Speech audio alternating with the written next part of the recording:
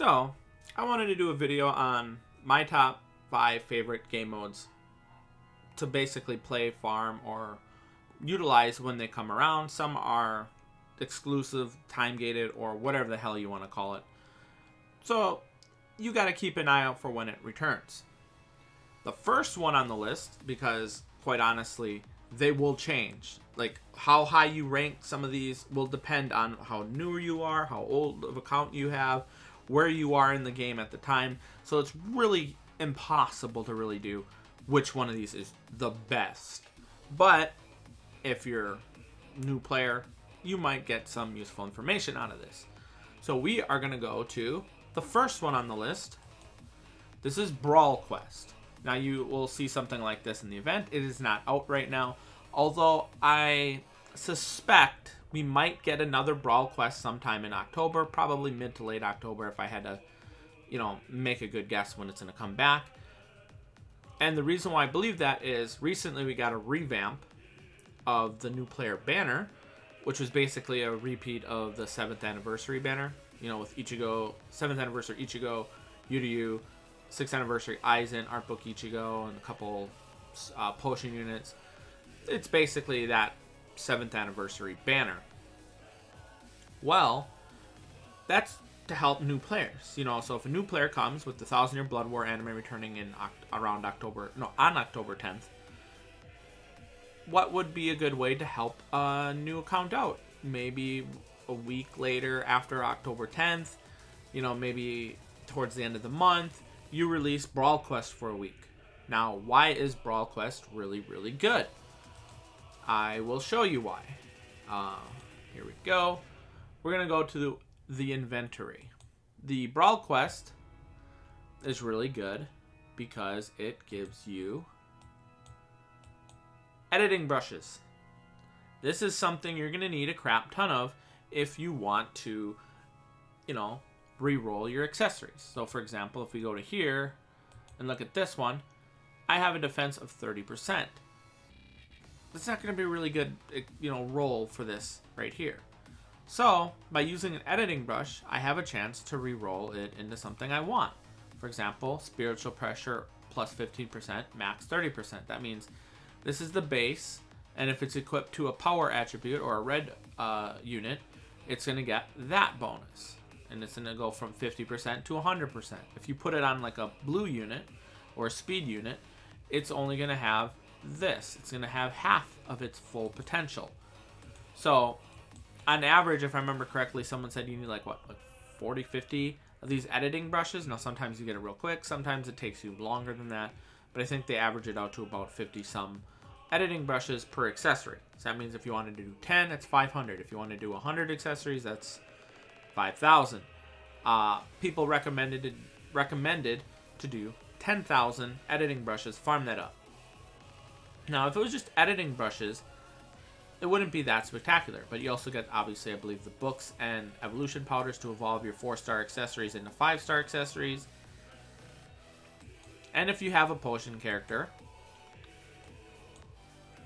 you will end up getting whatever potions your potion characters get you. So, for example, I had a character that would give me technique link slot potions and one for mind that would give me mind link slot potions.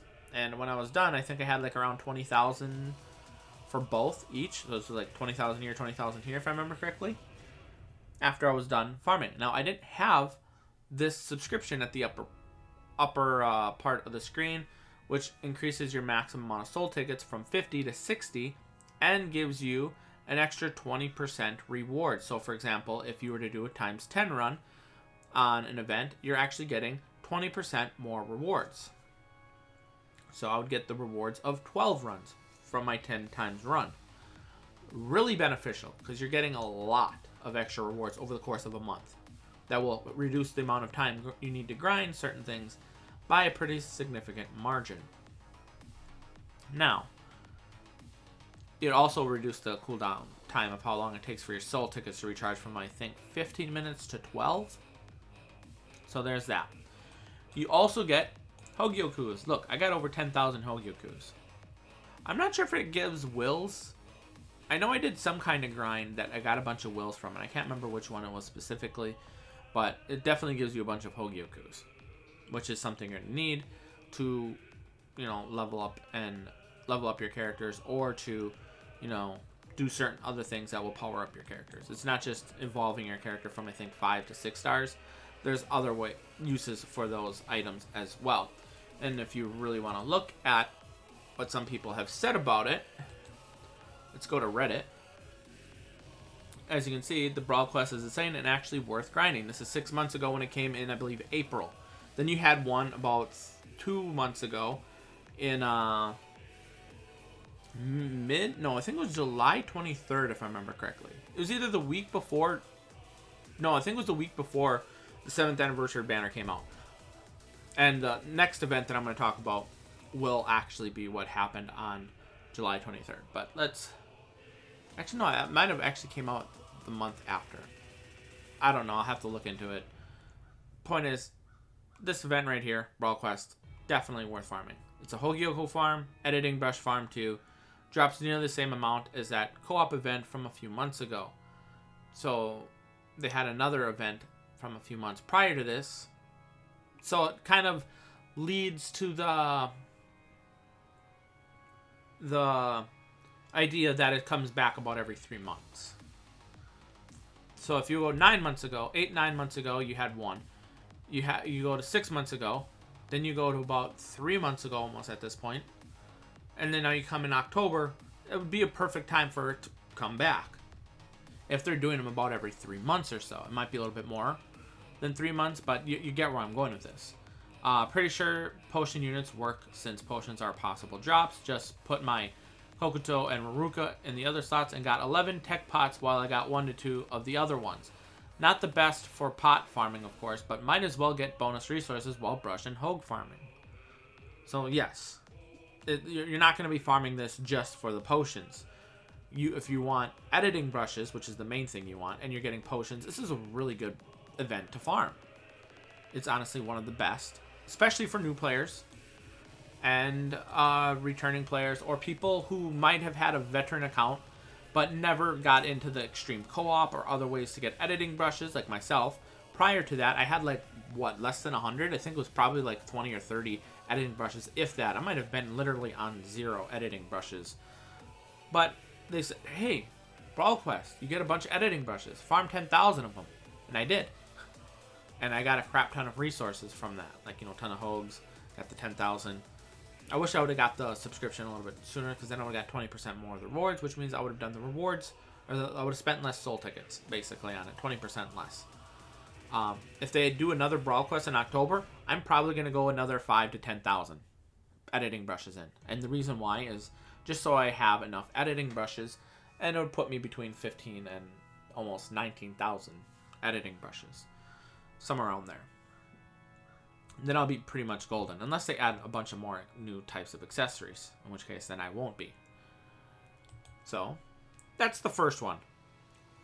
The number 2 thing I want to talk about, the second game mode, is it's going to vary what it's actually called, but you're going to see what I mean. It's Anniversary Co-op. This, 2 years ago, 6th anniversary. The more recent one, 7th anniversary. You get a 5-star ticket, and you get a cone. So, this will get you some orbs. 5-star version, 6-star version, so that's like 125 orbs. You get a 5-star ticket, which could give you potential. A new 5-star character could give you a dupe. So it's obviously going to vary. And, you got a bunch of people talking about it. Honestly, what makes the Anniversary Co-op so good, in my opinion, is if you... I gotta switch back to here. If you go to the inventory again, go to the characters, you have a chance. It's going to be pretty rare to get an extra stage that gives you 7,777 of a particular item. Now, what that is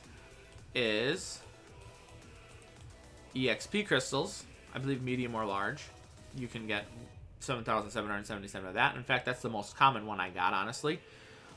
Look, I have 260,000 large EXP crystals and 466,000 medium EXP crystals. I am set for EXP crystals and leveling up my characters for a very long time, if not for the rest of the time I play this game. You also can get 7,777 on any of these droplets. So that's going to be really good if you get, 7,777 in the droplets. But it also applies to the potions and super link slot potions. So you're having people, in fact, I think I've seen a couple screenshots of someone getting 7,777 super link slot potions and 7,700, super heart link slot potions in one run. And then you scroll down a little bit and you look at the couple, because if they do a ×5 run, you get 6 runs worth of rewards. Then they had one where they had 15,500 and something speed link slot potion, super speed link slot potion. So in within one ×5 run or ×6 rewards, they ended up getting over 30,000 super link slot potions of the different attributes. That is really good for both veterans, if you get lucky enough, and new accounts, specifically new accounts, or accounts that haven't begun the grind for 2020 characters. And I'm going to show you what that looks like. Prior to the anniversary co-op, did not have any 2020 characters. I only had 10 characters as a max. But if I were to sort by link slot characters, as you can see, 1, 2, 3, 4, 5, 6, 7, 8, 9, 10, 11. Now granted, prior I got 9 if I remember correctly, and I was close to getting 2020 on 2 of them. One of them was the Aizen. I was missing a few, and there was another one I think I was missing a few on. I can't remember who it was. It might have been Nozomi, or no, it was Haswaltz, this guy right here. This one is one that I was, missing some of them on. So over time, since I had gotten a bunch of really good characters at 2020, this Yamamoto, this Ichigo, 7th anniversary Yuryu, Aizen, I was able to get some super potions from the weekly one and eventually get this to 2020 and Aizen to 2020. So I got 11 2020 characters. This guy I was working on, and look at how many ones I'm at 15. You don't have to go to 2020, by the way. In fact, if you don't intend to use them very often, like maybe only in Senkaimon floors or other types of game modes where you need a character like that, getting the 15 is really useful. So that is honestly a really good game mode to farm. Now, the next one is considered to be the best game mode, bar none, by a lot of people. This is one that affects, helps new players, veteran players, returning players, anywhere in between players. Doesn't matter how old your account is, you're probably going to be farming this. And that is the point event. I know I said earlier that there probably wasn't the best. Actually, this one, I was... For the other ones, that's true, but this one actually is considered the best by pretty much everyone. Now, if you have 4 out of 4 characters and your rewards or active bonuses is 200% out of 200%, this is something that is definitely worth even potentially spending orbs on if, you have a lot of spare orb sources. Otherwise, just use your daily soul tickets on it and you'll be getting rewards. Now, I'm currently at 9.4 million and not higher because I spent a lot of soul tickets on doing extreme co-op for certain medals that'll allow me to get scrolls that'll help with powering up my characters. So otherwise this would be higher. If I were to take a look, for the past 4-point events, okay, I'm on the 4th. I'm actually keeping track. This is the 4th point event. I'm keeping track of how many points I've earned. The first one with the Aizen Yamamoto Yuha Baha point event, that was 267.5 million points I farmed. For the Toshiro, Joshiro, and Soifone banner, I was 27 million. Roken Sien was 78 million. This one's only at 9.4 million at this point in time. Next point event, there's a good chance I'll probably end up farming it if Brawl Quest ain't out during then, and you know I have 4 out of 4, because this gives you some really good rewards, and I'll be showing you them right here. If you go to the point reward, scroll down, at 2 million points you get a 5-star ticket, and every point event is going to have one, so it's worth going to at least the 2 million to get the 5-star summon ticket. After that, every 400,000, like after you get the 3 million, every 400,000 points you get a Brave Soul summon ticket, which is something that is really, really good. If we take a look at the lottery rewards, you're going to be keeping an eye out for soul tickets, Brave Soul accessory tickets, and Brave Soul summon tickets. This will give you some soul tickets back. So that means, you know, you could use it on some other things, you know, and you can save it. And like if, let's say if you have like 5 pages worth, actually no, let's say you save up 10 pages worth. That's 1,500. Oh wait, no wait. That might be 3,000. Yeah, I believe that's 3,000 soul tickets worth. No wait. So every page is 50. Page slots 150. No, it's 1,500, I believe. 20 pages would be 3,000 soul tickets. And if you're doing a lot of the point event, if you go crazy on it, you're getting about 25 to 30% of your soul tickets back. Now, this gives you a chance at getting a 5-star accessory, which is something you're going to need if you want to do some of the higher tier content more reliably, more efficiently, and with less hassle. You know, I believe every 200 or every 2 to 300, you're on average going to be getting a 5-star accessory. Now, sometimes you can go back to back to back getting 5-star accessories, and sometimes you might go 300-400 Brave Soul accessory tickets and not get a 5-star. It's going to vary from person to person and how lucky you are at that point in time. This ticket right here has a 3% chance of getting you a 5-star character. So if you were to do 1,000 Brave Soul summon tickets, on average you're going to get about 30 5-stars. Now, while you're doing this, you're going to be getting tons of stacks of this.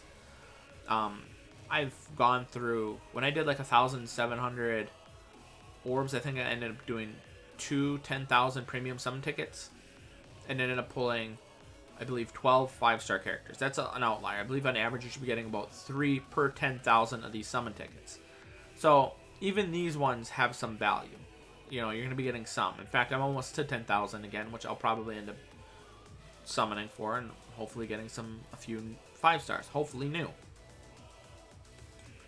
So this is really, really good point event, or a really good event to farm. Now, we're going to be looking at some stuff that might not be really good for you until you're higher tiered, or you know, you're playing a lot, and that is raids. Now you might be looking at this and saying, you haven't done this. I know, because I haven't gotten around to raids. I don't feel like doing raids at the moment. But why do you want to do raids? Well, you get coins, but if you do this, you can actually get potion characters. So a lot of times if you join one of these raids, they're going to be asking for potion characters. Let's see if I go here, go to ultimate. Oh, wait. Oh, because I don't have the character. Okay, there we go. That's going to be changing soon, so I got to change.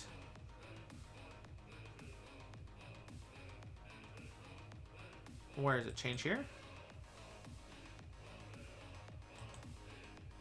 Oh, okay. So I'm going to wait.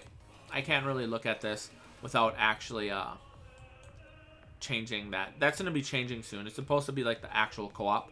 Can't wait for that change to go in effect. But anywho, you're going to want to keep out for these characters. Metal plus 50% and damage times 2. Some of these characters, I believe she is a potion character.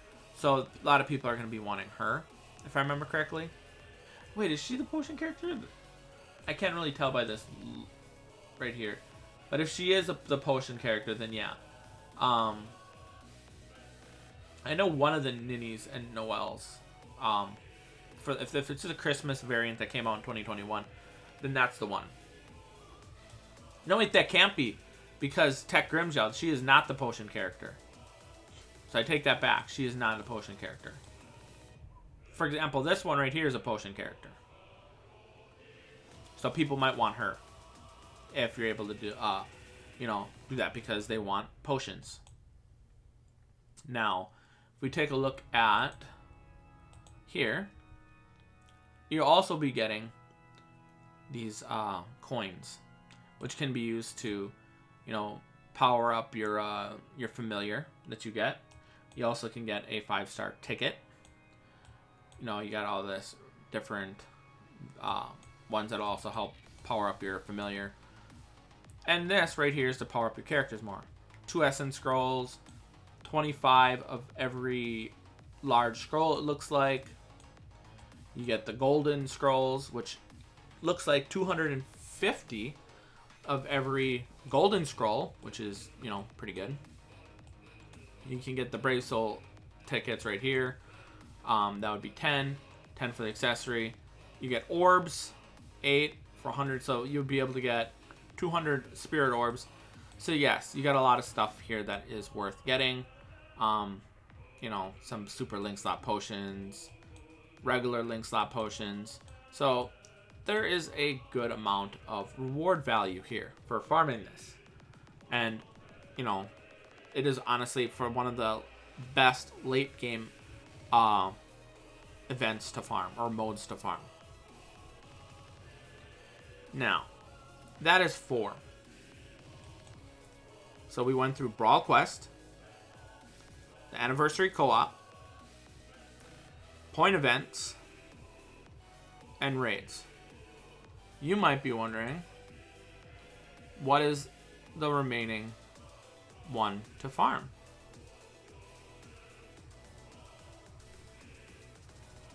Well, Senkaimon. This right here. This is something that doesn't require a lot of effort to farm, assuming you have the variety of characters you need. Now, if you take a look at normal, I did the Cave of Diligence because that's the one that gets me the Ichigo, which is, you can find out what the rewards are by clicking this little eye right here, and it'll show you what rewards. And the reason why I wanted this Ichigo, did they show it here? Yep. Last Ditch Survival and Strong Attack Recharge. I am missing, so I got this Ichigo and this one, so I'm missing the Speed, Tech, and Heart. And that's basically the Cave of Diligence is going to be the one I'm going to be farming for the next 3 months because of that. Now, you can find out what the rewards are for each one. If you go on normal, you can pick one of 5. So for example, you can do one of this one, this one, this one, or this one. And once you pick one of these, like for example, I picked Cave of Diligence, that means it locks off this one. So I cannot play this because I already, engaged in the Cave of Diligence. And if we go to the extreme, since I already started doing the Tower of Ordeals, it locks off this one, the Path of Valor, Cave of Discipline, and the Iceberg of Perseverance. And that's the same thing as normal. If you pick one of these, you cannot do the other 3 for this difficulty. Then you also have the special one, which apparently only has 11 hours left before the next. Like, you're going to have one more thing unlock on the 5th of October at 1 a.m. And this one has been going on, from what I understand, all year.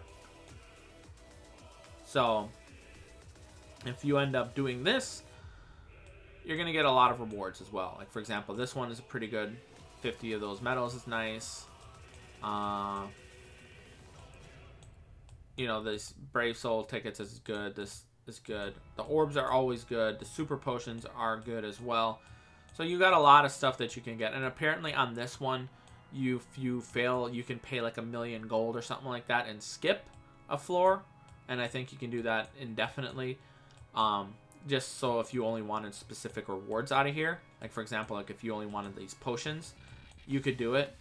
Like look at here. That's 100 potions, 50 for the heart, 50 for the mind. Here you got 50 for tech, power, and speed. So if you don't really care about, for example, these golden tickets or these editing brushes, you can fail on it and apparently skip to the next one. Not every event has that. I believe the anniversary tower is another one that had that. 7th anniversary tower in particular. I'm not sure about 6th anniversary because I didn't actually do that one. And it's not something you have to focus on grinding, you know, for the whole month. You can just do a couple floors because you only get the rewards once. Do the floor and you're done with it. And you get, I think, what was it, like 300 to 500 orbs? Like if you can do at least one, like for example, like I only did the Cave of Diligence, I believe. That gave me like, what was it, like 200-300 orbs? You know, got the 5-star character. So yeah, it was around 200-300 orbs.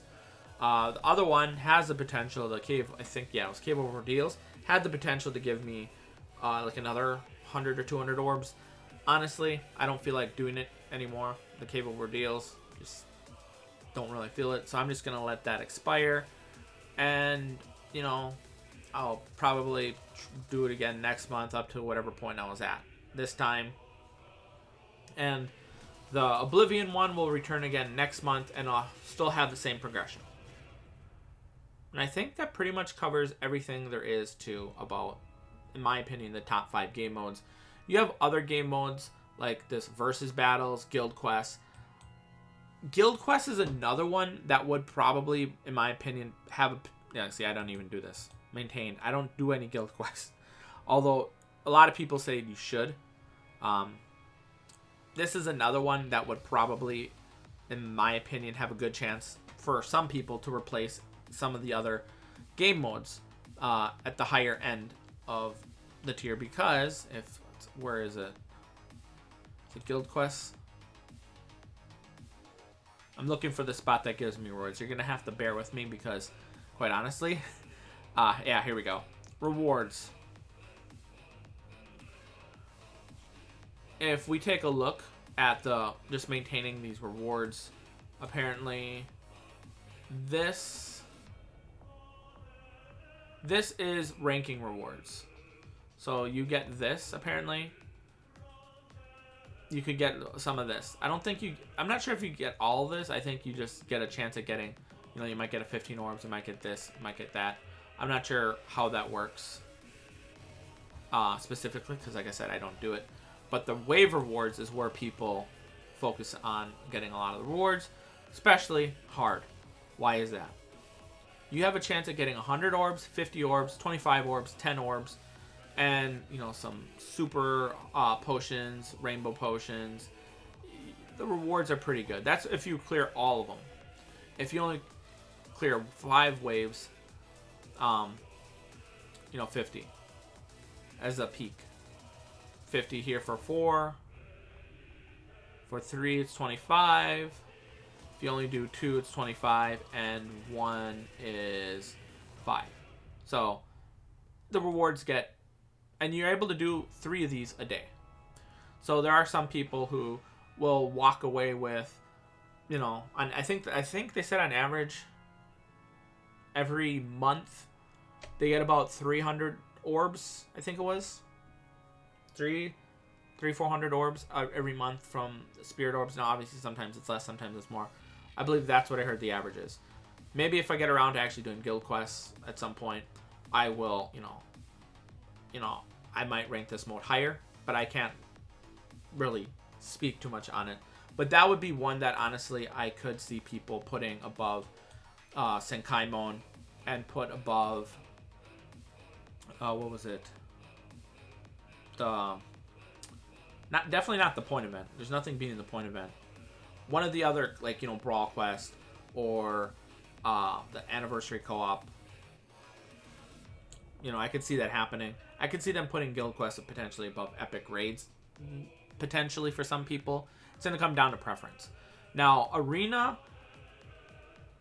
some people like it, but a lot of people find it a little bit tedious. There's ways to extend the gameplay that make it so, hey, you know what? You know, there's also modders modders apparently have been running rampant in Arena recently, where you'll be playing and you'll be doing reasonably well, and suddenly they score like 100,000 points and completely stop you from winning, and you're not getting as many rewards, and it hurts, you. It's gonna obviously make it so you're not gonna, it's basically wasting your time. And you have versus battle, which actually the rewards are pretty good compared to how they used to be, but they're not, in my opinion, worth it. To beat the other ones that I've said. As you get higher tier, you get more medals, and you're able to buy these 5-star characters, and they get 125 orbs, 50 for their 5-star version, and 75 for the 6-star version. And then you got the 4-star characters, which give you 35 orbs apiece. There's that. The rewards for Arena are also pretty good. The game mode's just not as fun as some of the other game modes, in my opinion. You have story mode, that's just a one and done. Get your orbs, get the hell out. Sub-stories, same thing. Get your orbs, get the 4-star character, get some more orbs, and get some soul tickets, get the hell out. Chronicle Quest, at the moment, hopefully maybe the revamped version will be better, but this current version or iteration of Chronicle Quest is, in my opinion, not worth it. The rewards are worth it, but like the grind and the characters you got to use, it's just not fun. It's tedious and freaking annoying to actually farm. Then you have co-op, which has inheritance trials, which ain't out at the moment. Inheritance zones, droplets. Enriched droplet zone can be worth farming, but it's only when it's like a ×3. In my opinion, ×2 maybe, but ×3 definitely. So if you see a ×3, it's definitely worth farming, but for a lot of the time, it's not really worth farming, in my opinion. And obviously the regular droplet version, not really worth farming. Inheritance zone, not really worth farming over the epic raids or the raids in general. And fusion trials, just wait for, you can do it if you want to. But honestly, I would wait for Brawl Quest to come back and you just farm that, because I believe that gives you a bunch of books and powders, which is what you're going to get from here. And on top of that, sometimes you'll go a while without getting a book, which can be annoying. Coin trials, not worth it. Just do the point event. You'll get plenty of money there. I went from like a couple 100 million to like over 1 billion coins from just farming the point event and spending like 1,000, 700, 600 orbs, somewhere around there. And the last one we're going to be looking at, the last quote-unquote game mode,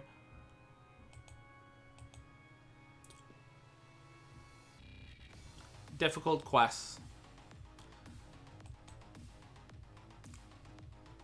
The raids are only there for your fight to get, basically get the necessary stuff you need for your characters to go and get their skills.